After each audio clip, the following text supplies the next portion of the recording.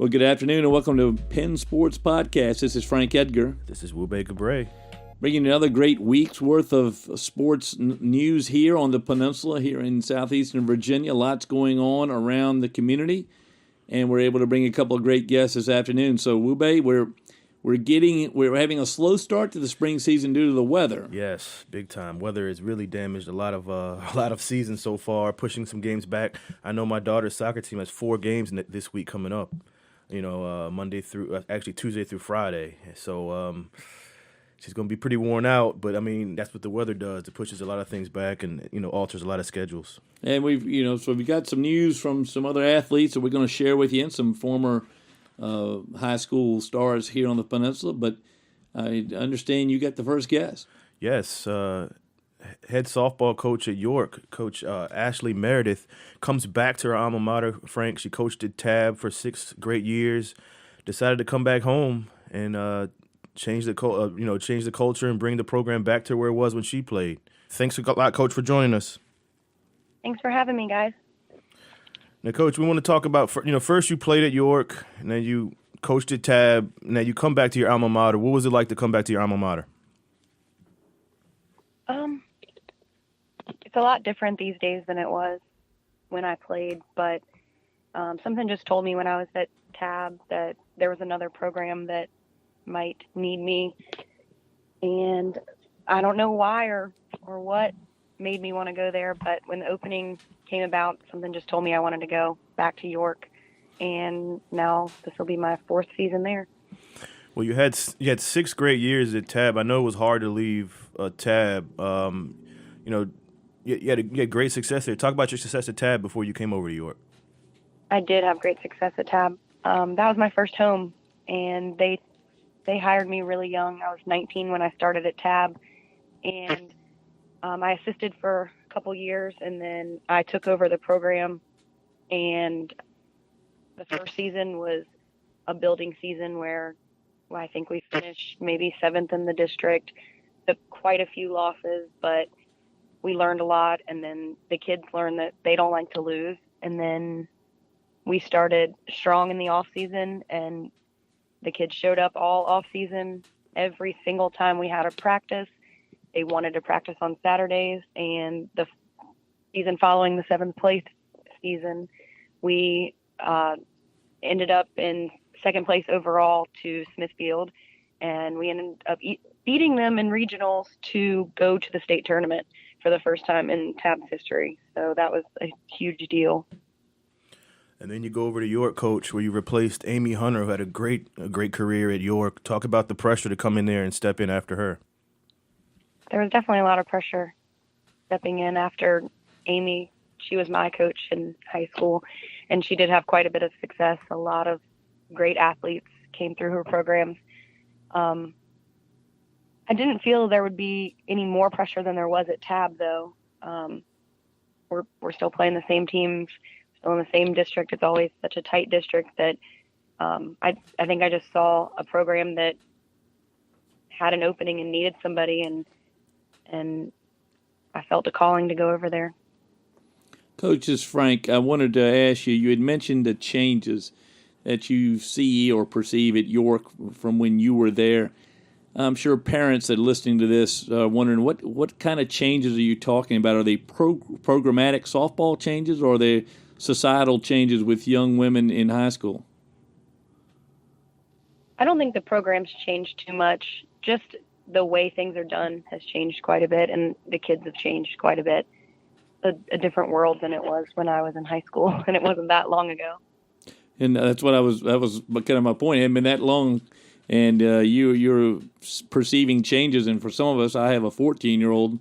Wube has a couple of girls as well, a couple of daughters, and we see this world really one way, and nowadays way, but we don't have any comparison to a few years ago, for at least for me.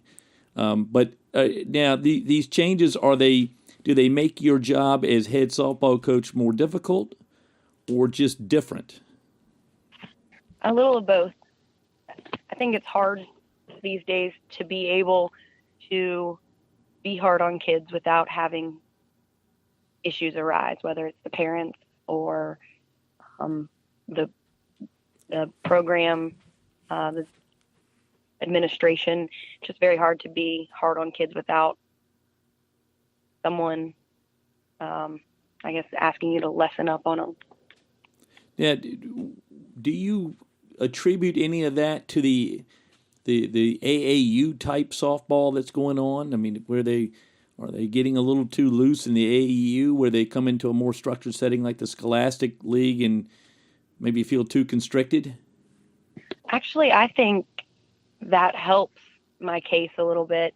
I'm a huge supporter of it's ASA for softball, but I'm a huge supporter of all the travel teams. I appreciate what they do all year for these kids, and I think they have a little more, a little more to run with when it comes to being tough on these kids, because these kids are paying to play on these teams, and they're fundraising and they're doing things like that so that they're able to play on these teams and travel with them. But with the school, everything is run through the school rules, and it's tough to hear what you can and can't do all the time. But now, does the ASA, the travel teams, is that helping the interest in the sport? Because I know it's always been strong in the county. I come from a public school Hampton background, and so it's probably, or at least we perceive it as being, the interest amongst young ladies playing softball seems to be stronger in the county. Is the ASA stuff helping you in that area? I definitely think so. And then how about skill-wise? Do you consider the ASA stuff to be more training camps, skill camps than maybe competitive leagues? I know, having been through, I have a child that's 24 and went through the baseball era, and there's great differences between playing in Hampton High School and playing on a travel team. How does it help your skills for your players? Oh, it's helpful for these kids to be playing all year. So I encourage them all to try to find a travel team that fits their skill level. And that's usually what I tell kids if they are not ready for the varsity program, is that they need to join a travel team and work on their skills to be ready for seasons to come. Now, I've noticed that college softball has become wildly popular because of its World Series being broadcast, and it's broadcast earlier than the men's World Series in college. Is the ability of colleges now, or the desire of colleges to get more players in, for more female players in, is that helping you as well? I think so. The kids are coming up now with hopes and dreams of playing for certain schools because they've seen them play on TV, and we've seen some of the kids that have come up through the program on TV playing in these tournaments. So I think the media is definitely helping us keep interest and push these kids to want to play in college. I trust that you're also emphasizing the fact that when you go to one of these colleges, you also have to accomplish the academic challenges, or these. So I imagine that's helping as well with grades in school. Maybe not being as much a worry now because everybody's focused on going forward and they know they have to have the grades. Absolutely. We have a pretty good average on our team for grades, but I have expectations for the kids to pass all of their classes with a C or above. And that doesn't always happen, but that's the goal that we set at the beginning of the season. And we offer help after school if they can't quite get there. But to play, you only need to pass 5 of your 7 classes, or all 5 if you're only taking 5. But I've always been pretty strict with the grades because I've seen kids have offers to go play places or at schools and not have the grades to play there. And that's really unfortunate because there's nothing like getting an education and it possibly being free. That's the goal here. It's certainly the goal for us parents. Tell me a little bit about your 2018 squad. You had a rough loss yesterday. How's the season going otherwise? 2018 is definitely going to be a building year for us. I have a really promising young group of girls. My older ones have really embraced these young kids with open arms, joining the team, and I think it's going to take some time of bonding and getting to know each other and learning how each kid plays the game and their strengths and weaknesses. And I think it will be okay. We just need to get everything figured out, a few kinks in the lineup, and then I think we'll be okay for the rest of the season. Now, Coach, you talked about, replacing Coach Hunter, and you talked about playing for her as well. Talk about your playing days, and do you ever, bring up those days to your young team now? Oh, yeah, we bring it up all the time. My assistant coach is also someone that played for Amy, and we played together on the varsity team at York for 4 years, and both of us played in the outfield. So we have lots of stories and rituals that we kind of brought back, and we show them like our team pictures and our group pictures from when we were playing, and we just talk about like the glory days when we played Grafton and beat them for the first time ever. And I think the competition now is a lot like it was when we played the Grafton, Tab, York kind of triangle of competition. But I think it's a little more equal. We didn't used to compete as well as we do these days. Yeah, I was going to ask you about the Bay Rivers district. It's always a tough district. You have, like you said, Grafton, Smithfield's always good. Talk about the competition this year you're going to have to face with those tough Bay Rivers games. Oh, it's definitely tough every single season across the board. Smithfield's always tough, always scrappy. Grafton, Tab. I think Jamestown will probably be a top competitor this season too, and we have them next week. You don't really know what to expect. The overpowering pitchers this season have both graduated, and now it's back building up to finding out who's going to be the next overpowering pitcher. And I think there's some promising young kids that could be the next overpowering pitcher in the district. Well, you mentioned talking about your playing days playing Smithfield. They had a long stretch of very good pitching over there. Did you learn something from watching those pitchers to help you develop yours there at York? They did have a long string. They had the Mills sisters that we played against, and I believe one of them was still there when I started coaching, and then they had Sydney Gay, who's now at Longwood playing. Most of my pitchers go to outside pitching coaches, and this year I've been pretty blessed to have 3 or 4 kids that have basic pitching knowledge. So I have a freshman that we've been starting so far, and she's definitely going to be an amazing athlete for 4 years and into college. I know she's already looking at colleges, and we're already telling her, give us some names so we can get them out here to watch you, because she performs pretty well every time. Now, I understand also, and my last question for you, I hope you don't feel like I've grilled you, but I love hearing what you got going on out there. We've had some bad weather lately. Do you have a busy week scheduled this week? The weather has been horrible. They didn't pack us with rescheduled games this coming week because spring break starts on Friday. I believe they are waiting until after spring break to reschedule some of our games. We've only gotten the 3 games in. We should have had more, but we ended up playing Saturday, so that helped us at least get a reschedule in. Now we just need to get Bruton rescheduled. They said something about pushing it till after spring break, so that's all I know right now. Well, hopefully you'll spread it out enough that you can get your pitchers rested and balanced, as I know coaches like to do. Yeah. Well, that's Coach, difficult because with baseball they have rules on their rotation, but with softball often the same pitcher throws most games. So for us, it's you need to win every game you can, and you definitely don't want to have a kid throwing back to back to back full games. So hopefully they do take that in consideration. They usually ask us for our input on it, though. I think that I was hearing today the Peninsula District, one public high school in the Peninsula District has maybe 5 games this coming week for just the reason you're talking about. The spring break follows next weekend, so they're not looking forward to that at all. Oh wow, that's crazy.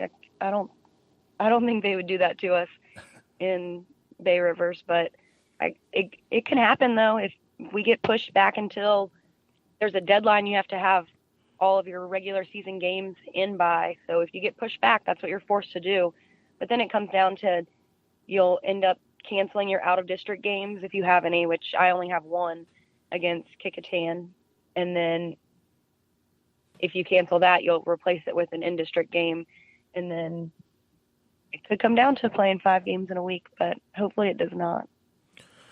Well, Coach, we know you had some things going on today. We appreciate you fitting us in, and we're going to catch you down the road and continue success at your alma mater, and good luck to you the rest of the season.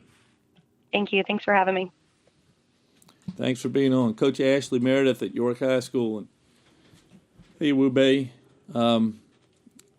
the challenges, she's mentioned several challenges, and I'm sure every coach faces those. And it is a challenging time in this 2018 to get, not only to get interest, which sounds like she has plenty of interest, but to get kind of the focus on the sport that we used to literally have beat into us when we played. Well, she said they're young. They're going to be a young team this year and somewhat of a rebuilding, something that, fans and kids don't want to hear about a rebuilding year. But she played there. She knows the culture, and she's going to do her best to bring that York team back to where it used to be. Well, team success is the way to do that. It sounds like she's well on her way. And again, developing these young pitchers is keys. Softball is so dependent on the pitching, and that and in the continued success at the collegiate level, which I think is important because that shows young girls that this may be a sport they want to pursue and continue to develop. And I know it's become very popular down in Hampton and Newport News, and I'd like to see it reach the popularity levels that we've seen in the counties and up in Williamsburg.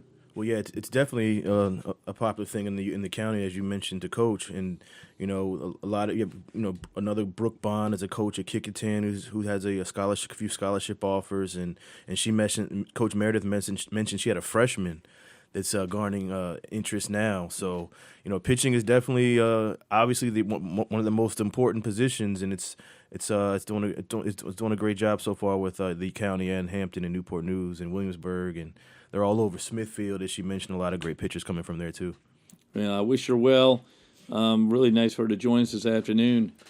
We're lucky that we were able to grab a second guest for today, and I understand that you've talked to one of our longtime reporters here at the Daily Press. Sonny Dearth has been around for a long time, covering various sports on the Peninsula. He's mainly a tennis guru now, covering CNU and a lot of the colleges in the area, high school. Obviously, when it gets to the playoff time, he's the person who covers that. So Sonny has a lot of knowledge in tennis, and we're lucky to have him on today. Sonny, thanks for joining us. Thank you. So, Sonny, talk about your career and where it started and where you are now with the Daily Press. Oh, okay. I was born in Newport News at Riverside Hospital, and my parents kind of moved around for a while before I got to school. And when I was about 6, they settled in the Richmond area, and that's where they still live today on the East End, kind of near the Bombs Bridge Quinton exit. And so I went to John Rolfe Middle School and Varina High School. And then I ended up at James Madison University, and I've been involved with tennis since I was about 8. I've played for 43 years, if you can believe that. Wow. Well, talk about the landscape. I was told you're the person to talk to about the tennis culture here, for sure. Community on the Peninsula. Talk about the last few years, how the tennis community has been. Oh, for sure. I do a variety of things at the Daily Press. I mostly edit stories in the sports section and just aggregate information, and tennis always will be a big part of that. As for myself, I played in college and I've continued to play. I'm a volunteer assistant at Christopher Newport. We're getting ready for a big match today, in fact, playing Murray Washington in Fredericksburg. I'm on the way to Fredericksburg now. Is girls or boys, Sonny? Both teams actually will play at the same time. Okay. They're playing indoors on 3 courts apiece. Tell my friend Claire Dockrell to have a good day today. Yeah, she'll be in the lineup for sure. Yeah. Go ahead. So you're working there, and you're doing your work at Daily Press. Now, are you covering any high school?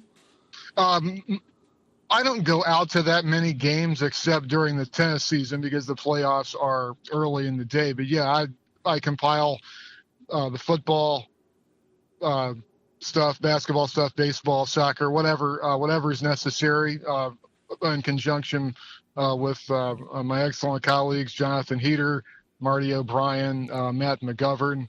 And I've worked with, just lots of great people through the years. Well, Sonny, I know you've covered a lot of athletes in this area. Give us a few highlights of your career and some of the best things you've seen and best players you've seen so far. For football, I'd have to say in high school, that's got to be Ryle Curry. I don't think I'll ever see a better team than the 96 and 97 Crabbers. They were amazing. For basketball, I guess I'd say Iverson's probably the best guy I've seen. It was around Iverson's Bethel time that I was switched from going to a lot of games to being more of an inside person. I'm pretty much based in the office, and I've got TweetDeck up, and I'm trying to get everything compiled in there. Now, Sonny, this is Frank. I wanted to ask you a little bit about your coverage, because you are very vocal on Twitter, and you cover tennis, in particular college tennis, on Twitter. Yes, how did that come to start? Well, like I said, I've been involved in college tennis since my days playing for JMU from '84 to '88, and I know a lot of the people who are heavily connected into it. Just for example, like the men's coach at Georgia Tech, Kenny Thorne, was a rival of mine in high school and a good friend, and the women's coach there at Georgia Tech, Rodney Harmon, I've known from his days in Richmond. So when a site called Tennis Recruiting Network sprang up, some of the people involved with that gave me a call and said, "Hey, would you like to write some stories for us?" And so I write 3 or 4 stories a year for them, and I also vote in a new U.S. Tennis Association college tennis poll. It's it's very much like what you'd see in other sports. We get a spreadsheet that shows who's playing where and what the results were for that week, and we just kind of take our best guess at it. But it really, it's great to be able to keep up with that stuff, because I don't get the chance to go to that many matches other than, obviously C&U's and then William Mary Hampton, Old Dominion, Norfolk State matches like that.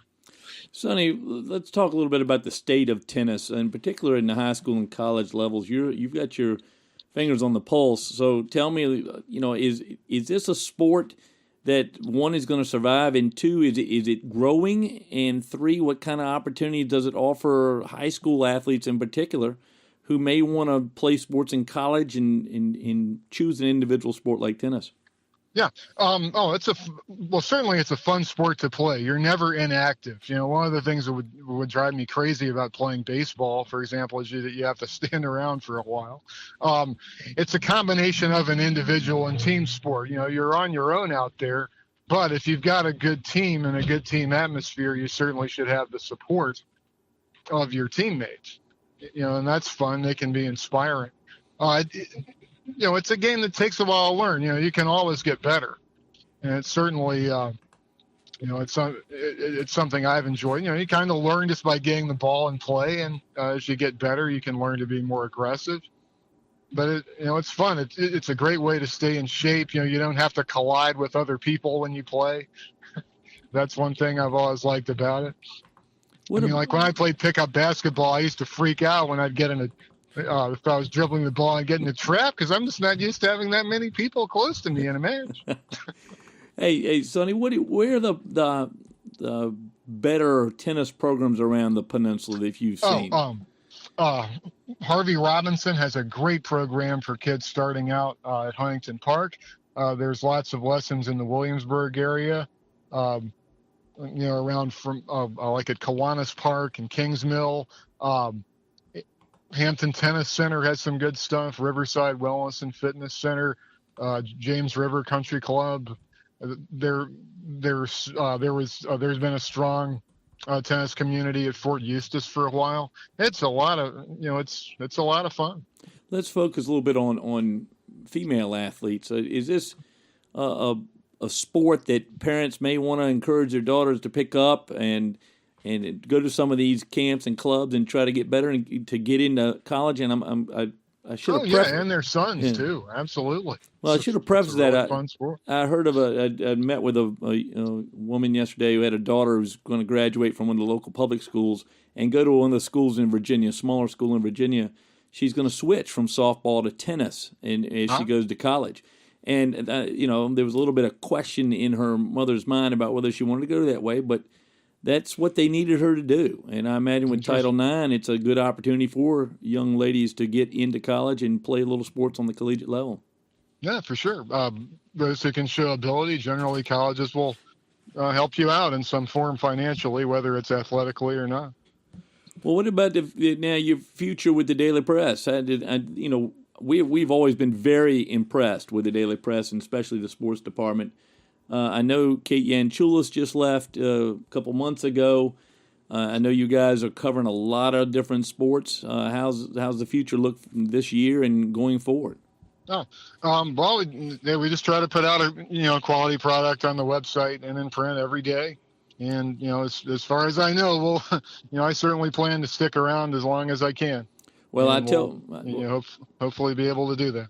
I tell people, Sonny, that I think that some of the finest writers in the area are at the sports department. I've known Dave Johnson and David Teal a long time, and followed you. And I do want to mention while we're talking, I think the decision of the Daily Press to use not only the printed paper but also online, and then you guys have Twitter accounts.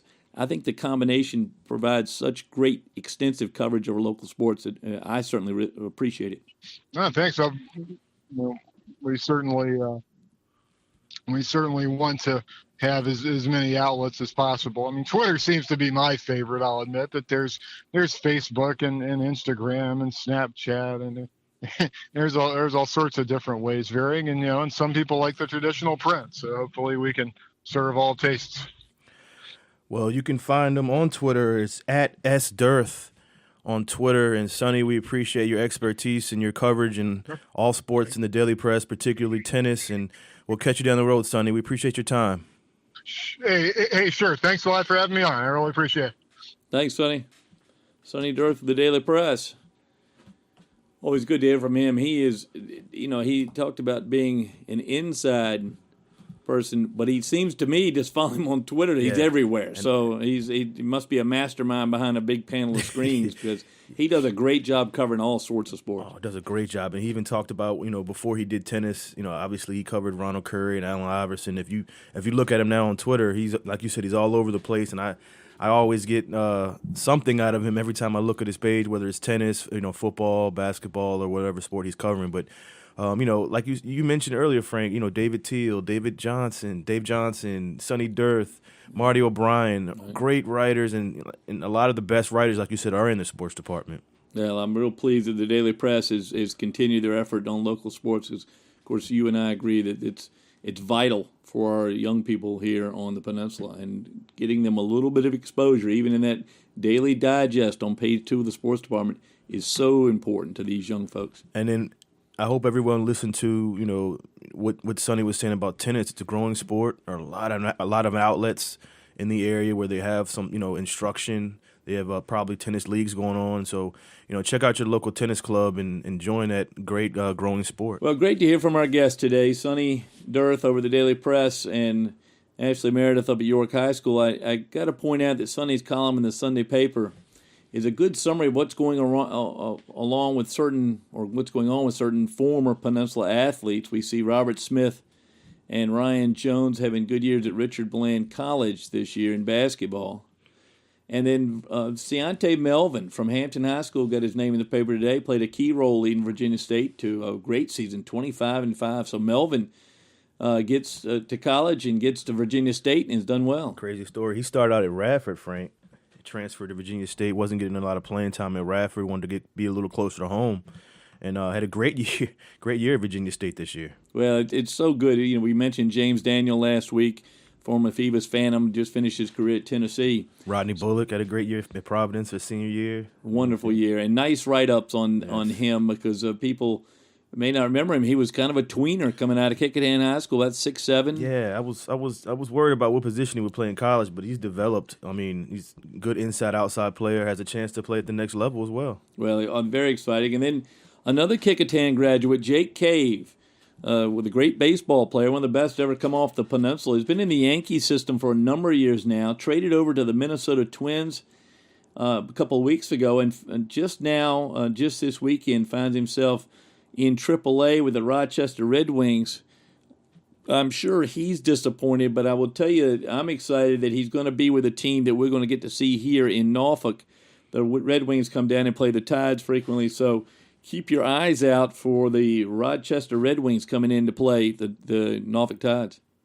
Randy Begoli's hometown of Rochester, New York. So, it's funny. I used to when the Orioles were when I was growing up, I used to always Rochester Red Wings were the Orioles affiliate back in the day. So I know a lot about the Rochester Red Wings. I've never been to the stadium. Randy Begoli was just telling us about the story about the old stadium with the Red Wings and the Tidewater Tides back then when they played Met Park. I guess they played over there in that stadium. Jay Cave, congratulations to him. Got out of the Yankees organization. Probably is going to have an opportunity to play at the big league level now that he's not with the Yankees because they got all those big time players that just signed. Well, I think this is a great move for him. Not the move to AAA, but the move to the Twins to give him a chance to break through that. What he had literally a wall in front of him at the Yankees, plus a wall of money that would hire free agents when they needed to plug holes. Jake has had a magnificent minor league career, and I think you're right. I think we'll see him in the majors this year. And put on the show when he came down here last year, Frank, at Harbor Park. Had a great 3-game series at Harbor Park when he came down. Hopefully we'll be able to see him at the big leagues really soon. And I want to send out our regards and our best wishes for a quick recovery to Jarrell Cotton, the great pitcher from Menchfield High School. He's originally from the Virgin Islands. Jarrell found his way to the best baseball team in the country, the Oakland A's, and has done a magnificent job. He was prone to have a great season this year and hurt that elbow. He's undergone Tommy John surgery this week. Good picture from Jarrell on his Twitter account to show that he's recovering with a smile on his face, as it always is. But I know the Oakland A's are hurting as well with his loss. But so many pitchers come back from that Tommy John, and I think Jarrell Cotton has got a good future at Oakland. Well, obviously back in the day it was like a death wish if you got that injury. But now with the technology, you can come back and be just as strong. So hopefully he comes back, fully healthy and gets back on the mound soon. And then finally, we heard that Eric Brown has been. I've just heard this today. That Eric Brown over at Hampton High School named Coach of the Year here in the Peninsula District, and he did a magnificent job. I mean, you lose, 5 starters, Frank? Or maybe, 5 starters from last year's team? Maybe 4. 4 starters? Depending on what you consider Zion Chapman. Yeah, I'm sorry. Yeah, Chapman did start. 4 starters, 3 Division I players? I mean, you come back and bring that team to the state playoffs. I mean, he deserves Coach of the Year. Well, I congratulate Eric and Coach Walter Brower, Sr., the assistant coach now over there at Hampton, but associate head coach. The two of them have done such a great job, and I've watched Eric grow in that position over the years, starting out with Coach Brower, who I've known for just a long time, and I'm so impressed with what Eric has brought to that program. I watched him as he and Coach Brower took that team to the state championship in 2012. I just watched Eric's growth in that period of time when he had those players, and they weren't a very big team, right. But it had Anthony Barber and Jordan Baker and a couple other guys that were just they played as a team. Right. Sammy Royal, one of the finest centers at 6'2" I've ever seen. One of the hardest working players I've ever seen. And I saw how Eric worked with those guys. So congratulations to Eric Brown and Hampton for that honor, and I know the crowd will be ready to go this fall. Well, it's something said about coming back to your school. And we talked to Coach Meredith earlier. When you play at a school and you come back and you coach, if you go there and you play there, you know the culture. You want to bring back the glory days when you played. And that's what he's doing at Hampton. They're always contenders, no matter who they lose. I mean, they're going to lose a few players this year, but I'm sure they'll be right back at the top at the PD. And finally, I want to thank our fans for the nice comments made about the podcast this week. We certainly appreciate your input and your comments. If there are coaches out there who would like to be on our show, we'd love to have you. We tape generally on Sunday afternoons, but we can accommodate you, and we hope to get all of you on in the next year or so. I do want to. We didn't even mention Randy Begoli, our great producer. We mentioned it. I mentioned he's from Rochester, but yeah, Randy Begoli, our engineer, is here doing a great job. We appreciate him. And of course, thank my partner Chip Goldstein for loaning us the Goldstein Studios here at Goldstein, Edgar and Regan on J. Clyde Morris, where podcasts are made. Thank you for that. Wube, we got a busy week. You got 4 games at Bethel with your daughter. 4 games. I'm not going to break down all the games, who they play. I think they play Gloucester, Kickingham, Hampton, and Woodrow Wilson this week.